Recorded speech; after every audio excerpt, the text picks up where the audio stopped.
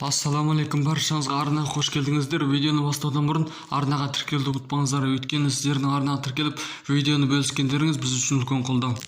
Британдық BBC медианың хабары бойынша Қытайдағы Шинжаңдағы ұйғырлар мен басқа да мұсылман азаматтар үшін құрылған қайта тәрбие лагерінде әйелдерді жалпы зорлап, жыныстық зорлық-зомбылық көрсетіп, азаптап, тіпті кейбіреулерін электр тоғымен өлтіргендерін жариялады. Хабар айтуынша әйелдер күн сайын түнде лагерден алып шығарылып, бетперде киген бір немесе бірнеше ер адам жыныстық зорлық-зомбылық көрсеткен. Олардың кейбіреулері ешқашан қайтып оралмаған, ал кері қайтарылған әйелдер қорқытылып не болғанын айтылмаған. BBC лагерде қамалғандармен бірқатарымен сұхбат жүргізіп, олардың жүйелі түрде зорлау, жыныстық зорлық-зомбылық пен азаптауды бастан өткізгенін немесе куәгер болғанын растады. Жәбірленуші Қытай билігінің жоспары бақылау, қамау, азаптау және жыныстық зорлық-зомбылық түпкі мақсаты адамның руханиятын бүкілдей қирату. 9 ай бойы тергеу абақтысында қамауда отырған Тұрсынайдың айтуынша, жыныстық қылмыскерлер полиция формасының орнына костюм киіп жүргенін және олар түн ортасынан кейін келеді. Олар қалаған әйелдерді алып кетеді, қараңғы бөлмеге апарып алып қалағанын істейді. Ол кезде Қытай пандемиясы болмағанымен бұл жыныстық қылмыскерлер бетперде тағып жүретін болған. Қытай Іле облысы Күнес ауданының лагерінде полицияның Тұрсынайды ішінен тепкілегені, түсініксіз медициналық тексеруден өтіп және 15 күн сайын жиіркенішті вакцина салуға мәжбүр болған.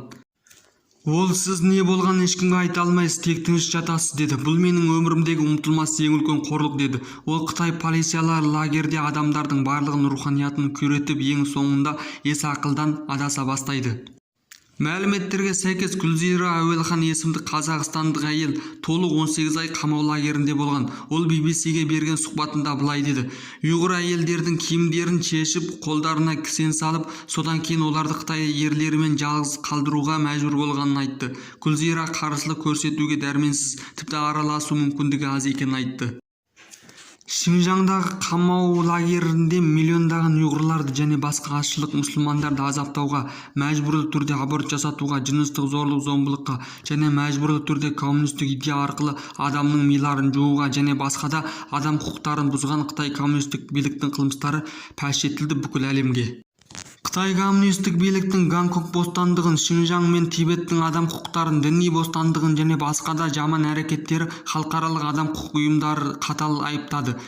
3 ақпанда әлемдегі 180-ге жуық адам құқықтарын қорғау ұйымдары бірлесіп ашық хат жариялады. Хатта барлық елдерді Бейжіңде өтетін 2022 жылғы қыстық Олимпиада ойындарын бойкот жариялауға шақырды.